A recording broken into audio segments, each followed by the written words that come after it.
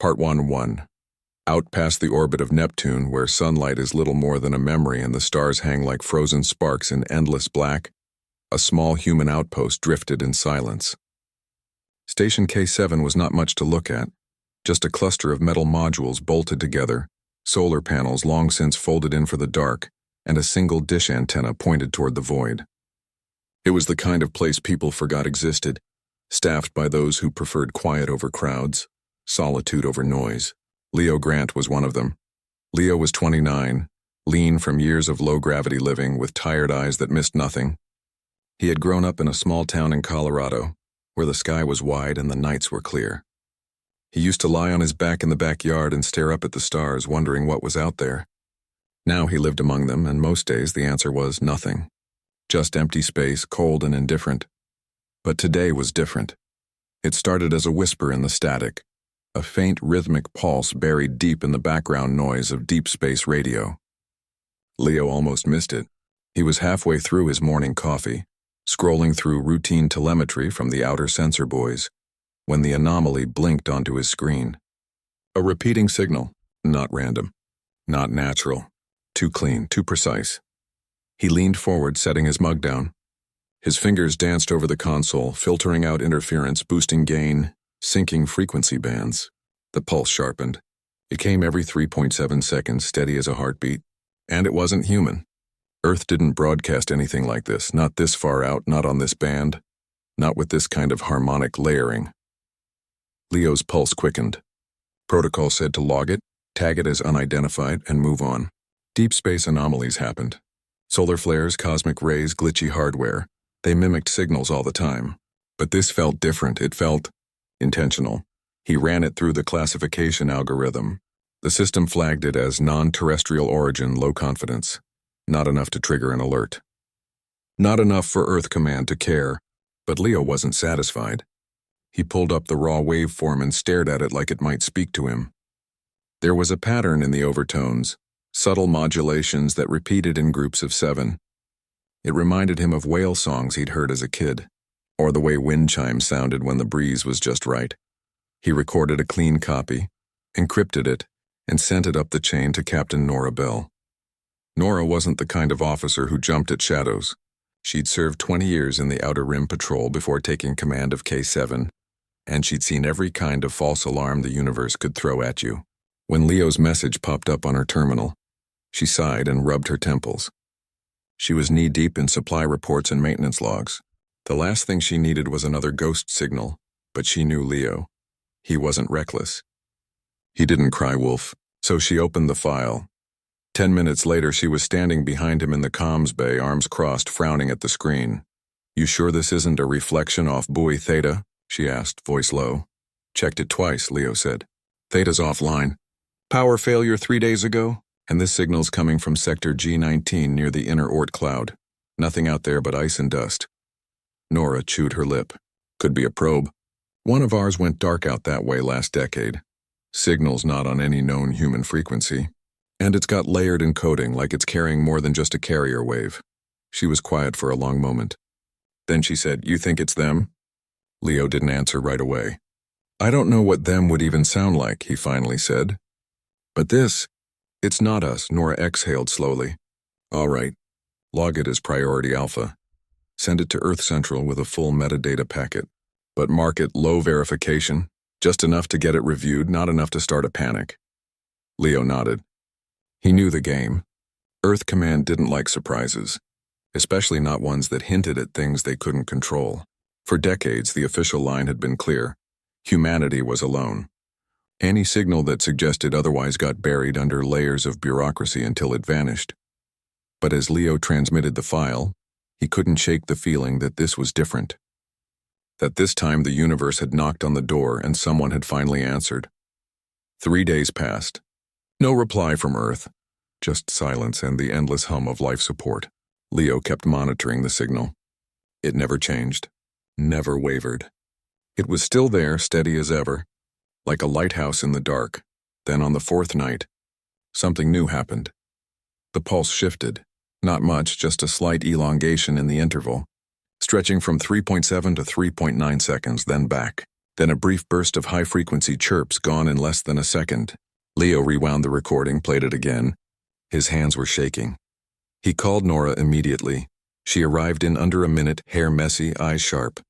"What is it?" "They're talking," Leo whispered. "Or signaling. Something changed." "It's responding. To what?" she asked. "I don't know. Maybe to us noticing it. Maybe to something else out there." Nora stared at the waveform. This could be nothing. A solar echo. A glitch. But even as she said it, her voice lacked conviction. Leo pulled up a star map.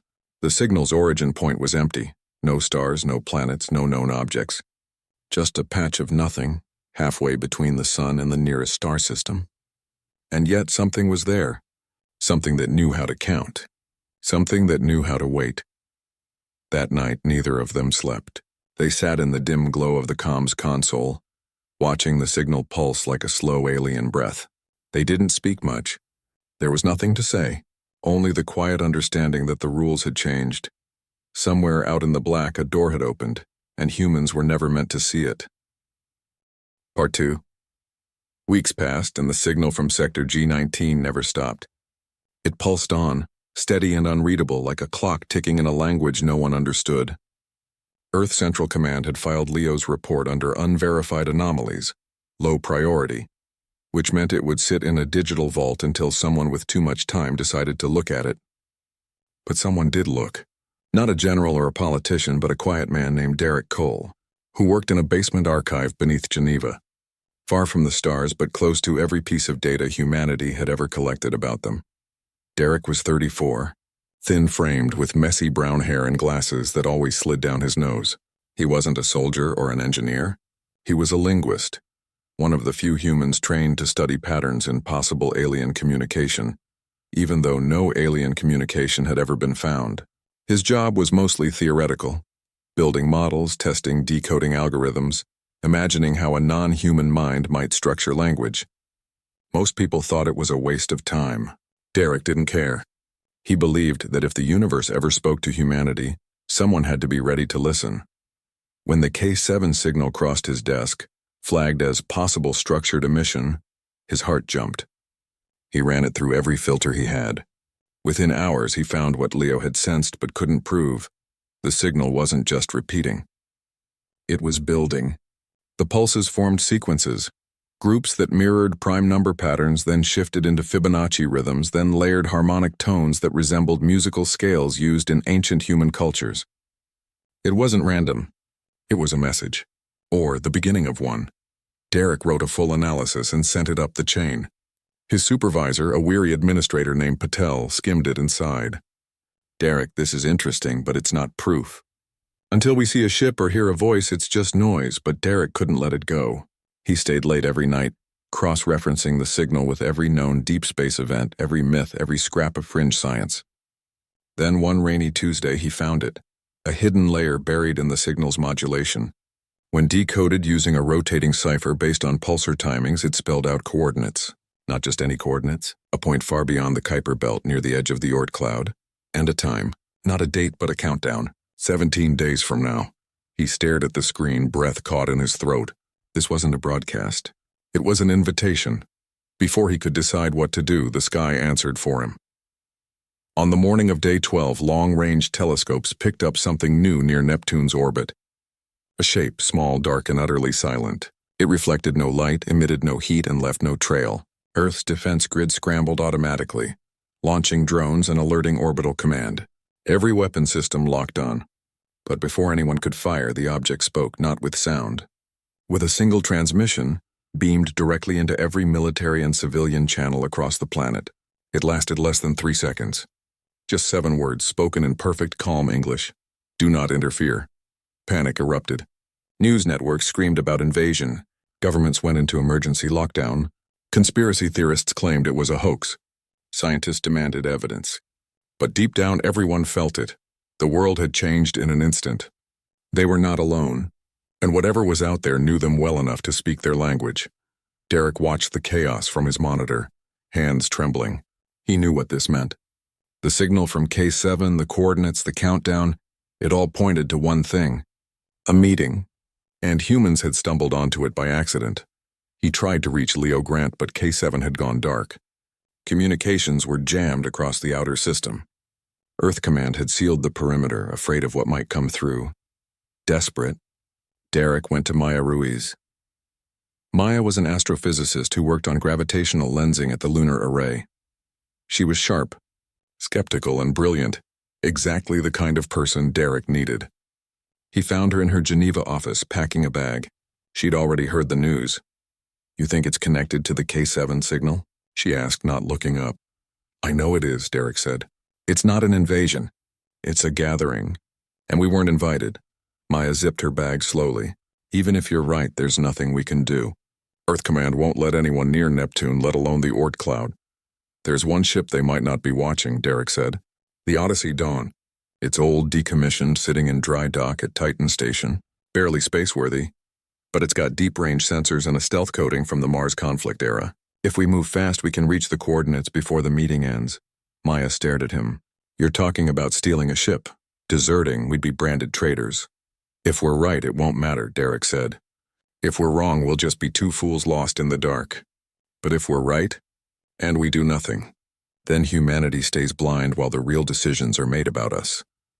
She was quiet for a long time. Outside, sirens wailed. The city was shutting down. Finally, she nodded. "All right, but we need a pilot." They didn't have to look far. Leo Grant had vanished from K7 2 days after the signal changed. He'd bypassed comms lockdown, hitched a cargo hauler to Saturn, and sent a coded message to Derek through an old university network. He was already on his way to Titan.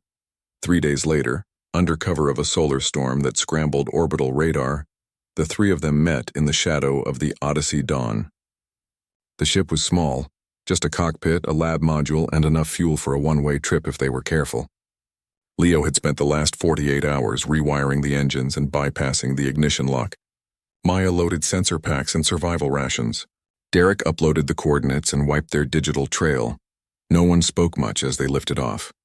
Titan's orange haze gave way to black. Earth shrank behind them, a blue dot wrapped in fear. They flew in silence for days, pushing the old ship past its limits. The countdown ticked down. 12 hours. 6. 1. Then, on the edge of the solar system, where the sun was just another star, they saw it. Dozens of ships. Not human, not even close. Some looked like living coral, glowing with soft light. Others were sharp and geometric, folding in on themselves like impossible puzzles. One drifted like a ribbon of liquid metal, twisting slowly in the void. They formed a wide circle around a single point in space, empty, yet humming with energy. The Galactic Council had gathered, and the humans, hidden behind the icy shell of a dead comet, watched in awe and terror. They were never meant to be here. But they were, and now they had to decide what to do next. Part 3. The Odyssey Dawn. Hung motionless behind the frozen mass of Comet 87K, its engines cold, its lights off. Inside, Leo, Derek, and Maya barely breathed. Through the main viewport, the gathering unfolded in eerie silence. No radio chatter, no engine noise. Just a slow, deliberate dance of alien vessels circling a point of empty space that seemed to shimmer like heat haze over desert sand. Maya adjusted the passive sensors, her fingers light on the controls. "They're not using any known propulsion," she whispered. "No exhaust, no radiation. It's like they're bending space around themselves." Derek stared at the largest ship, a vast spiraling structure made of what looked like living stone, veined with pulsing blue light. "That one." "It's speaking," he said. A low hum filled the cabin, not through the speakers, but inside their heads like a thought-given sound. The others heard it too. It wasn't words, not yet, but meaning pressed against their minds, heavy and ancient.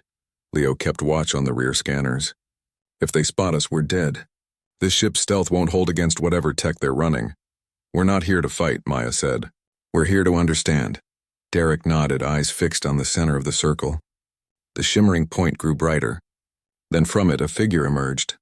Not a body, not exactly, but a shape made of light and shadow. Tall and slender with too many joints and eyes that glowed like distant stars. It raised what might have been an arm, and the hum sharpened into language. This time it was clear. Not English, not any human tongue, but somehow they understood. The Terran anomaly has been noted, the voice said. It wasn't spoken. It simply was inside their thoughts. Their signal breached the veil. Their awareness threatens the accord. Another shape rose from a ship like woven crystal. Its voice was colder, sharper. They were never meant to awaken. The Sol experiment was sealed. Their evolution was to remain contained. A third voice, softer, came from a vessel that resembled a floating forest of silver leaves. But they are awake, and they watched. That changes the balance, Leo's hands clenched. They're talking about us like we're lab rats, because to them we might be, Maya said quietly. Derek's mind raced. He'd studied xenophilosophy for years, imagined how advanced civilizations might view younger species, but this was real, and they were being judged. The first speaker, tall, luminous, turned slightly as if sensing something. The breach was small. 1 station, 3 minds. It can be undone. Memory can be cleansed. Silence restored. No, said the forest ship voice. To erase is to admit fear, and fear breaks the first law. The first law is order, snapped the crystal one, not mercy. The debate swirled in their minds, layered with concepts too vast to fully grasp. Cycles of silence, galactic accords, species that rose and fell like tides. But one thing was clear. Humanity's discovery of this meeting had thrown their entire system into chaos. And they were deciding what to do about it. Maya, watching the energy readings, leaned forward. I need to get a better scan of that central point. There's something there, some kind of field generator. If I can map its frequency, maybe we can learn how they're communicating. Are you crazy? Leo hissed. Turn on an active scanner now? They'll see us for sure. I can use a micropulse, she said. 1 burst under half a millisecond. Barely a whisper. If their sensors are tuned to larger emissions, they might miss it. Derek looked at her. It's a risk. It's our only chance to bring back proof, she said. Otherwise, we're just 3 people with a story no one will believe. Leo hesitated, then nodded. Do it fast, Maya's fingers flew over the console. A tiny pulse of energy shot from the Odyssey dawn, invisible to the eye, gone in less than the blink of an eye. For 3 heartbeats, nothing happened. Then every alien ship in the circle stopped moving. The hum in their minds cut off. Silence crashed down like a wall. The tall figure at the center turned fully now, its starry eyes locking onto the comet behind which they hid. Not with anger, with certainty. They are here, it said. Alarms blared inside the Odyssey dawn. Proximity warnings. Energy locks. Tractor fields forming. Go, Maya yelled. Leo slammed the engines to life. The old ship groaned, tearing free from the comet's weak gravity. But it was too late. A ring of silver light wrapped around them, gentle but unbreakable. The engines died. The controls went dark. They were caught. Outside, the alien ships parted like a curtain. A new vessel approached, smooth, black, shaped like a teardrop. It opened without sound, and a corridor of soft light reached out to the Odyssey dawn. The voice returned, calm and final. Come, the council will hear you. There was no choice. No escape. Leo powered down the last systems. Derek took a deep breath. Maya closed her eyes for just a second, then opened them. Steady, they stepped into the light. Inside the alien ship. There was no floor, no walls, just space that bent to their presence, forming platforms where they stood. The air smelled like rain and ozone. The tall figure waited for them, its form now more defined, almost humanoid, but with skin like polished obsidian and eyes that held galaxies. You were not summoned, it said. Yet you came, why? Derek stepped forward. Because we heard you, and we wanted to understand. You were never meant to know we existed. We know now, Leo said, and you can't unknow something. The figure studied them, silent for a long moment. Then it turned. Follow. The full council will decide your fate. They walked or floated through shifting corridors of light, toward a vast chamber where the other delegates waited. Each was different, some insect-like, some gaseous, some made of pure sound. All watched the humans with unreadable intent. Maya kept her head high. She knew they were outmatched, outgunned, outthought. But they were here, and that meant something. The council had gathered to discuss humanity's accidental discovery. Now they would have to face humanity itself, and the humans, small and fragile in that impossible room, prepared to speak for their entire species, with no weapons, No armies, only their words and their will to be seen. Part 4. The chamber was not a room in any human sense. It had no walls, no ceiling, no floor, only a shifting sphere of light that bent around thought and will. The humans stood at its center, small and exposed, while the council surrounded them in a ring of impossible forms. Some hovered like smoke, others pulsed like living stars, and a few existed only as patterns of sound that vibrated in the air. None spoke aloud. Their voices came as thoughts, clear and cold, pressing into the minds of Leo, Derek, and Maya like fingers testing glass for cracks. The tall figure who had brought them in, known to the others as High Speaker Xanthera, stepped forward. Its obsidian skin shimmered with faint constellations, and its eyes held the weight of ages. "You trespassed where no uninvited mind should wander," it said, "not with anger but with sorrow. The conclave is sacred. Its silence protects the balance of 10,000 worlds." Derek swallowed hard but kept his voice steady. "We didn't mean to trespass. We heard a signal. We followed it. We didn't know it was secret." "You are young," said a voice from a being made of woven light. "You do not understand silence." "But we understand curiosity," Maya replied. "It's how we survived, how we learned to farm, to build cities, to reach the stars. We didn't choose to hear your signal, but once we did, we couldn't ignore it. That's not disrespect. That's being human." A ripple passed through the council. Some minds recoiled. Others leaned closer and thought. Xanthera turned to the crystalline delegate, whose form glittered with sharp edges. "Varelian, you called for quarantine. Do you still?" The Varelian's voice was like ice cracking. "They are unstable. Their history is war, waste, division. They burn their own world while dreaming of others. They must be contained before they spread their chaos beyond Sol." Leo stepped forward, fists clenched at his sides. "We've made mistakes. Lots of them. But we've also helped each other. Saved strangers. Sent messages of peace into the dark just in case someone was listening. Isn't that worth something?" Silence stretched. Then from the forest-like delegate, whose name, if it had one, sounded like wind through leaves, it spoke gently. "The Terrans speak of hope. That is rare in young species. Most only speak of survival." Xanthera looked at the humans again, its gaze softer now. "Tell us why you should not be silenced." Derek took a breath. "Because silence isn't the answer. You say Earth was an accident? A failed experiment. But we're here. We're real, and we're trying to be better. If you erase us or lock us away, you're saying we don't deserve a chance. But if you let us learn, even from a distance, you might find we're not what you expect." Maya added, "You broke your own rule first. You seeded Earth even if by mistake. That makes us your responsibility, not your secret." The council stirred. The idea struck deep. For millennia, the Accord had been built on non-interference. But Earth was proof that interference had already happened. Long ago, carelessly, perhaps even cruelly. To pretend otherwise was a lie. Xanthera turned to the gathered minds. "The Terrans speak truth. We cannot punish them for our error." The Varelian flared bright with protest. "Then they will tell their kind. Panic will spread. They will build weapons, demand answers, seek us out. The Accord will shatter. Not if we give them something better than fear," Maya said. Derek reached into his pocket and pulled out a small data chip, one he'd loaded before leaving Earth. It held no weapons schematics, no military codes.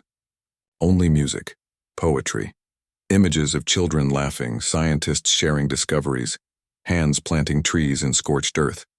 He held it out. "This is who we are. Not just the wars. Not just the mistakes. This too." Xanthera extended a hand, not to take the chip but to touch the air above it. Light rippled. The chip's contents unfolded in the chamber. Beethoven's Ninth, Maya Angelou's words. A video of 1,000 people from different nations building a school together. The council watched, many for the first time, not with judgment, but wonder. "A species that sings in the dark," murmured the forest delegate. "A species that dreams of peace even while bleeding," added another. Xanthera turned back to the humans. "You ask for understanding, but understanding requires trust. Do you trust us to watch you, without touching?" Leo looked at his friends, then at the alien faces around him. "We don't know you, but we'd rather try trust than live in a cage." Xanthera nodded slowly. "Then hear this. Long ago, a ship of the first builders passed through this system. It carried life seeds meant for dead worlds. One container failed. It cracked near your third planet. Microbes fell into your seas. Over time they changed, grew, became you. We did not plan it. We did not return. We assumed silence. Maya's eyes widened. So we're an accident. You are life, Xanthara corrected. Accidents do not create symphonies. The Varelian remained rigid. This changes nothing. They are still a risk. Then let the risk be known, Xanthara said firmly. Let the accord be tested not by hiding but by watching with open eyes. A vote formed in the chamber. Not with hands or voices but with a shift in the light, a harmony of thought. One by one the delegates aligned. The Varelian stood alone in its cold light, then finally dimmed in reluctant acceptance. Xanthara faced the humans once more. You will return to your world. Your memories will remain, but you will not be believed, not fully. That is the price of truth among your kind. Yet you will carry this knowledge. And perhaps in time your people will earn more than observation. Derek felt tears in his eyes. Thank you. Do not thank us, Xanthara said. Prove us right. The light around them softened. The chamber dissolved into gentle motion. They were guided back to their ship, the Odyssey Dawn, now floating peacefully in the void. Engines restored, systems intact. No damage, no trace of struggle, as if the whole encounter had been a dream. But it wasn't. As they powered up and turned toward home, none of them spoke. They didn't need to. They knew what they had to do. Not shout the truth from rooftops, not demand war or worship, but live in a way that showed the galaxy, and themselves, that humanity was worth watching. Behind them, the council ships vanished one by one, folding into the fabric of space like pages closing in a book. The meeting was over, but for Earth something new had just begun. Part 5. The Odyssey Dawn. Re-entered Earth's orbit 3 weeks after it had vanished. No one expected it to return. Officially, the ship had been listed as lost with all hands during the Neptune anomaly. When its transponder pinged near lunar space, defense grids locked on instantly. Fighters scrambled. Command demanded identification. Leo responded with his old clearance code. Voice calm, tired, and real. After tense minutes, they were cleared for landing at a remote recovery base in the Nevada desert. They stepped onto Earth soil under a pale morning sun. No crowds, no cameras. Just a handful of officers in gray uniforms, faces unreadable. They were debriefed in a windowless room for 2 days. Asked the same questions over and over, shown recordings of the Neptune event, pressed for proof. They told the truth. Every word. But without evidence, without the alien ships or the Chamber of Light, their story sounded like fever dreams.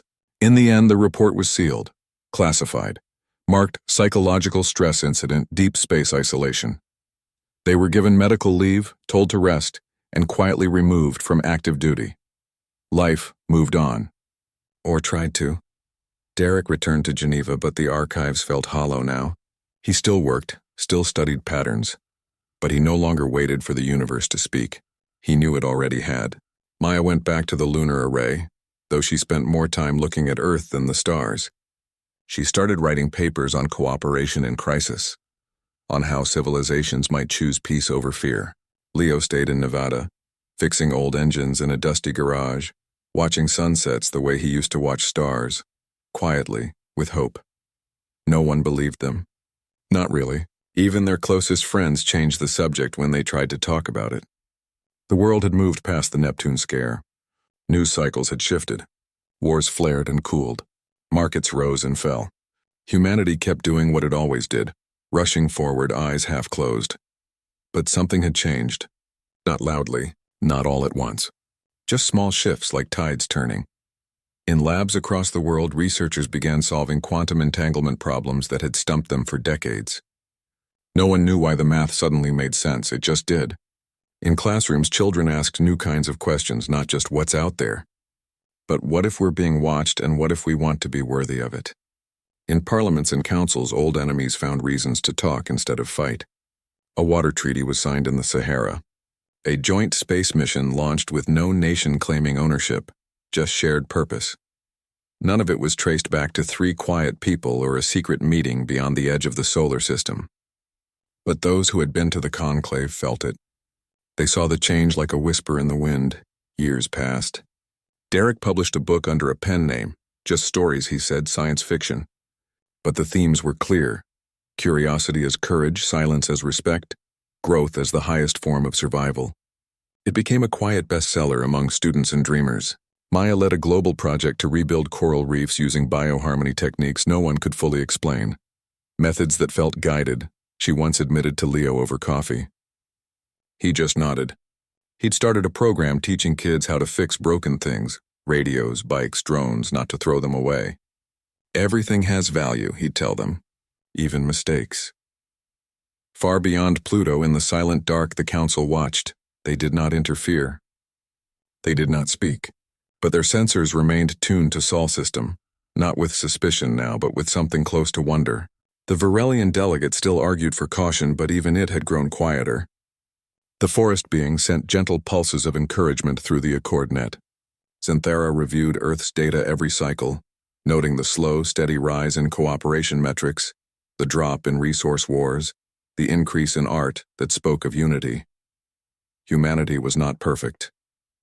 Far from it, but they were trying. And that, in the eyes of the galaxy, was rare.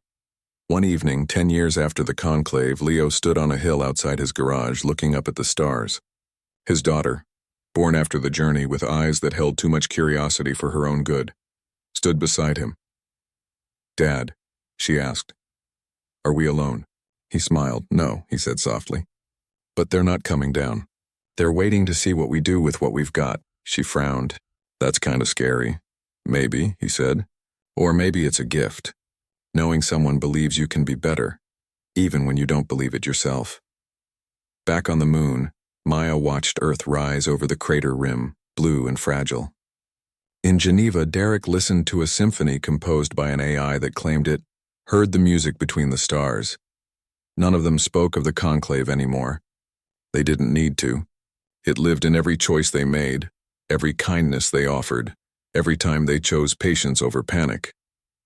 The Galactic Council had granted humanity a chance, not as equals, not yet, but as possibilities. And humanity, slowly, quietly, was rising to meet it. Out in the endless dark, the stars kept watch, and for the first time in a long time they did not look away.